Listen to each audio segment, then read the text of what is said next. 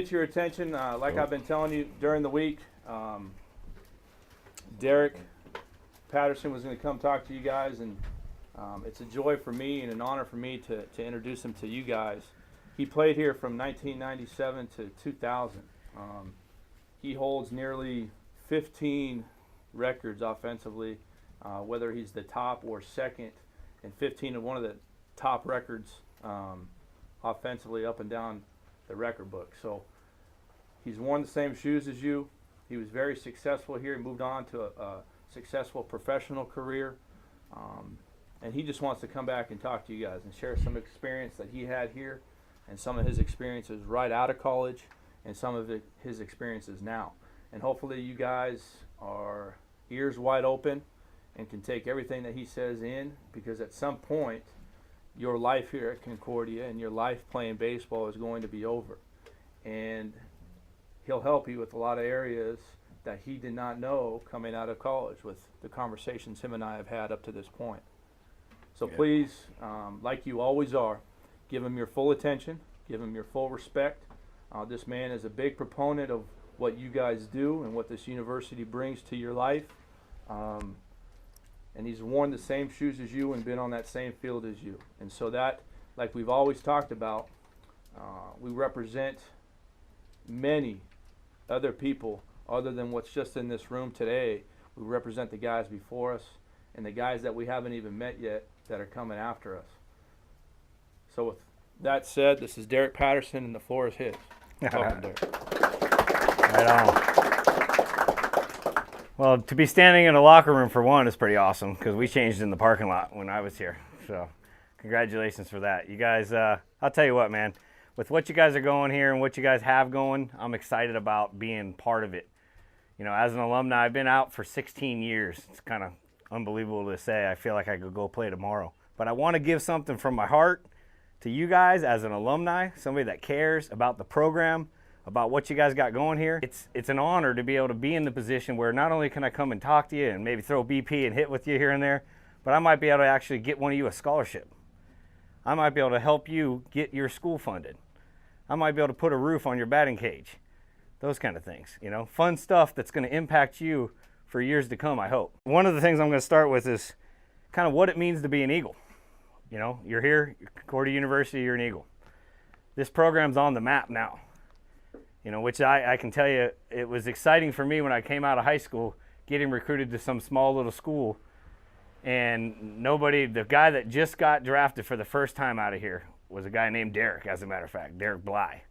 And he came before me, and he just got drafted. He was a senior leaving school as I was coming in as a freshman. Totally torn between going here and going a couple other places. I had other offers. I was almost going to the Annapolis Naval Academy, a couple other, big school offers.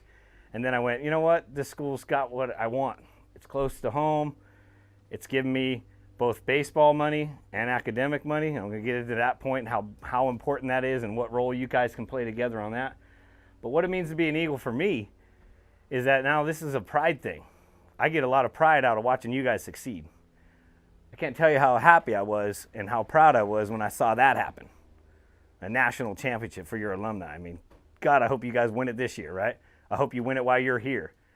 But ultimately, that was a proud moment for alumni, for somebody that's been there and tried to make the program good, for somebody good enough of other players to be, that as you guys come from all different areas, different states, different cities, different high schools, to want to come here. That makes an alumni proud, just so you know. One thing I want to tell you guys, be a great teammate.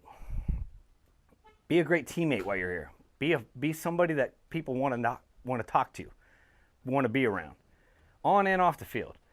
Every one of you got different personalities. Every one of you got different likes and dislikes, and you're not all going to be bros on and off the field. I know that. You all have cliques. You know, a couple of you are best buddies. A couple of you will be best men in each other's wedding. I know that because I had 2 or 3 guys on my ball team that I graduated college with that were in my wedding. You know, pretty cool stuff. And I hope that for you guys too. I hope you have that kind of bond and that friendship here.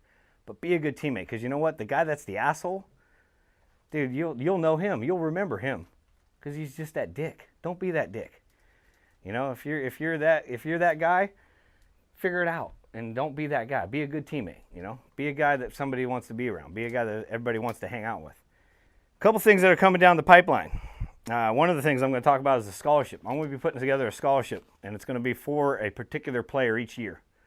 And that scholarship is going to have some criteria. Coach and I are going to work out that to make sure it fits with the university, fits with everything that we're doing. And I'm excited about being able to be part of that, because I know how important it was for me when I was in school, because I don't know about you guys. So I came from a home, we didn't have much money. My dad worked his ass off. If I didn't get baseball money and have good grades, I wasn't going to college. If you're academically sound and you can get academic money out of that place, out of that university, how much you help your fellow teammates, you have no idea. Let me give you an impact story on that one. I was able to obtain a 3.5 GPA or better here.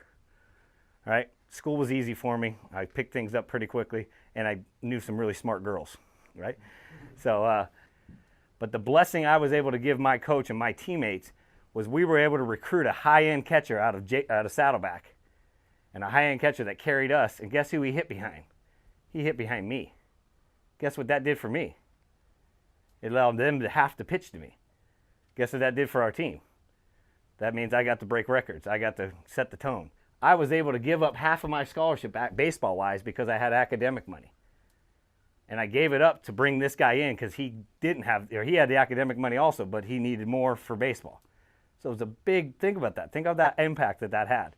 Pretty cool, right? I mean, think of how cool that is that we made our team better just because I decided to buckle down and get good grades, not be a dipshit in the classroom. We would have been 10 times better, but we had 3 of our starting pitchers, number 1, number 2, number 3, going into spring, all become ineligible.